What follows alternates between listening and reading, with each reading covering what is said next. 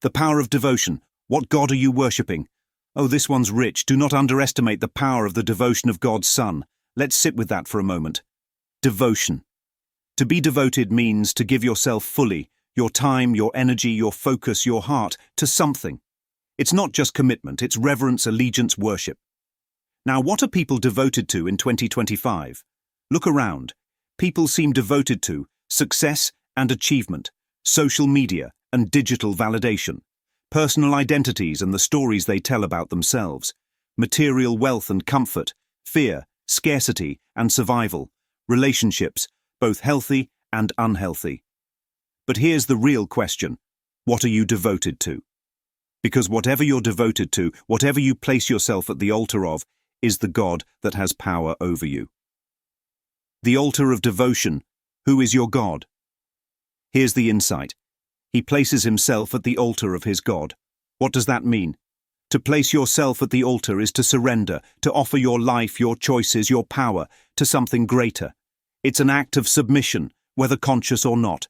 And this is where the distinction between the two gods comes in. The God he made. This is the ego, the personality, the self-construct, the separate self.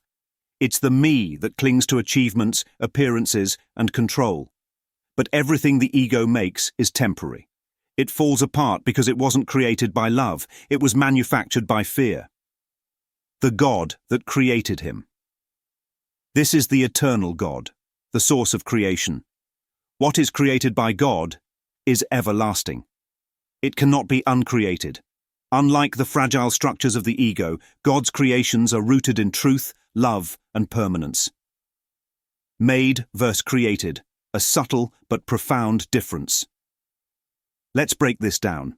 Made and created aren't the same. Made. This implies something temporary, something constructed. It's fragile, prone to decay. Think of a sandcastle. It might look strong, but it crumbles when the tide comes in. That's what the ego does. It makes things to protect itself, but they're impermanent. Created. Creation is eternal. What God creates doesn't fall apart because it wasn't born from fear or limitation. Ideas created by God, like love, truth, and oneness, are everlasting. They can't be uncreated because they're part of the eternal fabric of existence. The God you worship holds power over you. Here's where it gets real. The God you worship, the one you give your devotion to, holds power over you.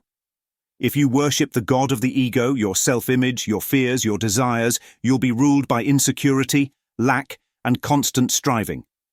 You'll always be building, but nothing will last.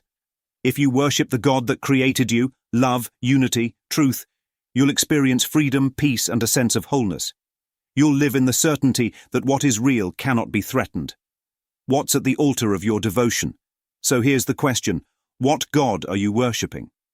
Are you bowing to the temporary, the fleeting, the made? Or are you placing yourself at the altar of the eternal, the created? The power of your devotion isn't small. It directs your entire life. If you're devoted to the ego, you'll build fragile sandcastles. But if you're devoted to God, you'll live in a kingdom that cannot crumble. What say you? Are you ready to stop making and start creating? Or do you want to stay in grade school, building with blocks that fall apart? The choice is yours.